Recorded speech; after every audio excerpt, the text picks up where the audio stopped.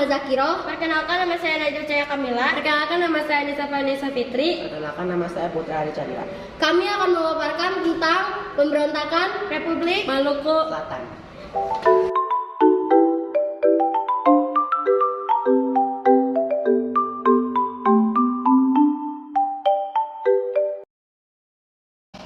Republik Maluku Selatan atau RMS adalah daerah yang diproklamasikan merdeka pada 25 April 1950 dengan maksud untuk memisahkan diri dari negara Indonesia Timur. Saat itu Indonesia masih berupa Republik Indonesia Serikat. Pulau-pulau terbesarnya adalah Seram, Ambon, dan Buru. Namun oleh pemerintahan pusat, RMS dianggap sebagai pemberontakan dan setelah ini damai gagal. RMS ditumpas pada November 1950. Sejak 1966, RMS berfungsi sebagai pemerintahan persaingan di Belanda.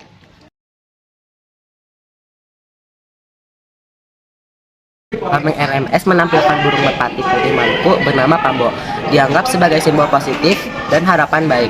Pambo ditunjukkan bersiap-siap terbang, sayapnya setengah terbuka dan di paruhnya terdapat cabang pohon damai. Bagian blazon dari lambang RMS bertuliskan Mena Muria.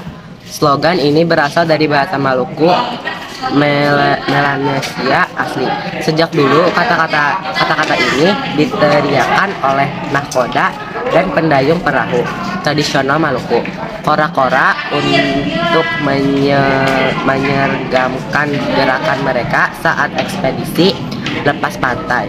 Slogan ini berarti depan belakang, tetapi bisa juga diterjemahkan menjadi sayap pergi, kita mengikuti, atau satu untuk semua untuk satu.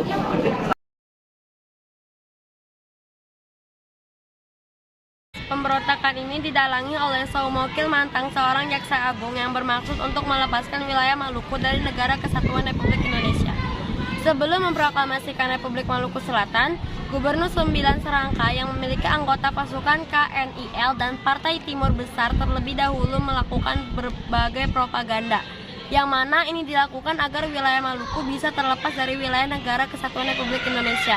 Di sisi lain, Soumokil telah berhasil meyakinkan masyarakat dan membentuk kekuatan di daerah Maluku Tengah. Sementara itu, orang yang tidak mendukung dan menyatakan mendukung Negara Kesatuan Republik Indonesia, maka akan diancam atau dimasukkan ke dalam penjara. Akhirnya, pada tanggal 25 April tahun 1950, Republik Maluku Selatan diproklamasikan. Kala itu yang menjadi presiden adalah J.H. Manuhutu dengan Perdana Menteri Albert Fairisal.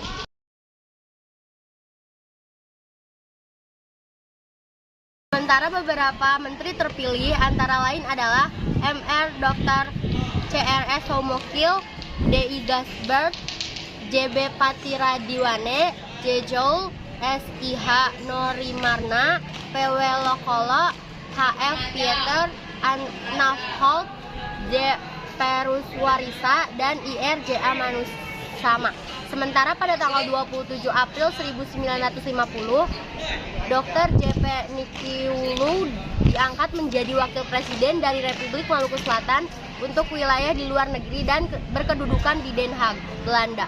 Pada tanggal 3 Mei 1950, Soumokil menggantikan Manahutui sebagai presiden Republik Maluku Selatan.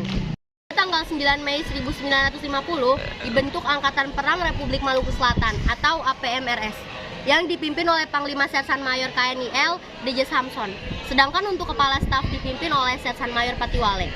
Beberapa anggota staf lainnya adalah Sersan Mayor Aipasa, Sersan Mayor Pieter, dan Sersan Mayor Kastania. Untuk sistem pengangkatan atau kenaikan jabatan menggunakan sistem KNIL. Pemerintahan Republik Indonesia berusaha menggunakan jalan damai untuk mengatasi pemberontakan yang terjadi di wilayah Maluku ini. Cara yang dilakukan pemerintah antara lain adalah mengirim misi perdamaian yang dipimpin oleh tokoh asli Maluku yaitu Dr. Laimena. Namun sayangnya upaya tersebut ditolak oleh Soumokil.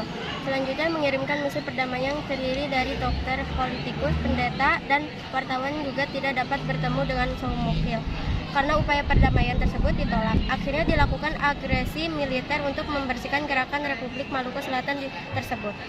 Pasukan tersebut diberi nama Gerakan Operasi Militer 3 yang dipimpin oleh Kolonel A.E.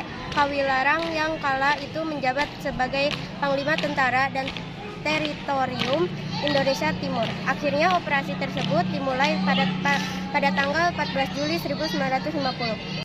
Sementara itu pada tanggal 15 Juli 1950 negara Republik Maluku Selatan mengumumkan bahwa kondisi negara dalam keadaan berbahaya.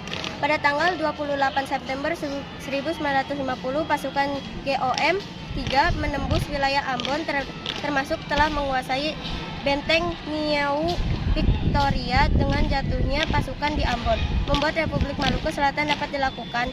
Pusat pemerintahan pun dipindahkan ke Pulau Seram.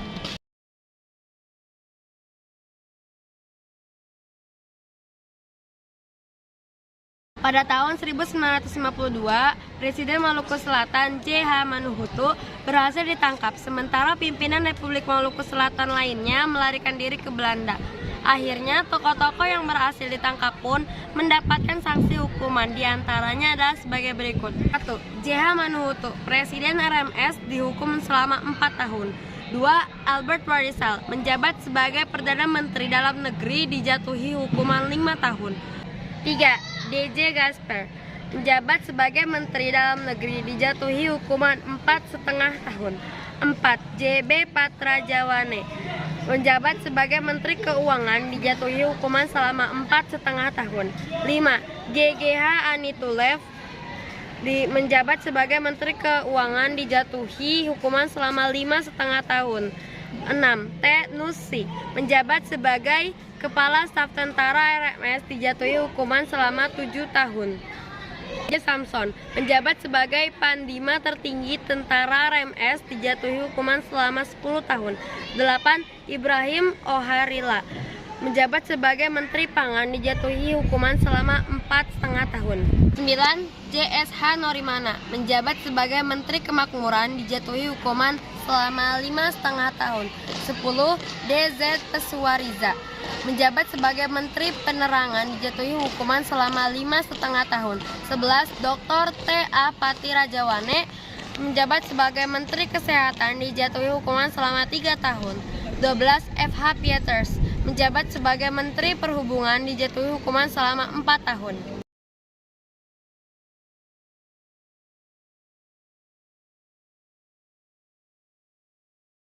Pada tahun 1978, anggota RMS menyandra kurang lebih 70 warga sipil yang berada di gedung pemerintahan Belanda di Asetuaserang. Teror tersebut juga dilakukan oleh beberapa kelompok yang berada di bawah pemimpin RMS, seperti kelompok bunuh diri di Maluku Selatan, dan pada tahun 1975 kelompok ini pernah merampas kereta api dan menyandera 38 penumpang kereta api tersebut. Pada tahun 2002, saat peringatan proklamasi RMS yang ke-15 dilakukan, diadakan acara pengibaran bendera RMS di Maluku. Akibat kejadian ini, 23 orang ditangkap oleh aparat kepolisian. Setelah penangkapan, mereka tidak terima karena menganggap ini tidak sesuai hukum yang berlaku. Selanjutnya, mereka memperadilkan Gubernur Maluku beserta Kepala Kejaksaan Tinggi Maluku karena melakukan penahanan yang diduga sebagai provokator pelaksanaan pengibaran bendera RMS. Aksi ini terus dilakukan sampai pada tahun 2004. Ratusan pendukung RMS mengibarkan bendera RMS di Kudamati. Akibatnya terjadi konflik penangkapan dan konflik aktivitas RMS dengan NKRI. Tidak cukup dengan aksi-aksi tersebut, anggota RMS kembali menunjukkan keberadaan kepada masyarakat Indonesia. Lebih parah, mereka tidak segan-segan meminta pengadilan negeri Den Haag untuk menuntut Presiden SBY dan menangkapnya atas kasus HM. Peristiwa paling parah terjadi tahun 2007, di mana saat itu Presiden SBY sedang menghadiri Hari Keluarga Nasional yang berlangsung di Ambon, Maluku. Ironisnya, Saat penari Cakalele masuk ke dalam lapangan, mereka tidak tanggung-tanggung mengibarkan bendera RMS di hadapan Presiden SBY.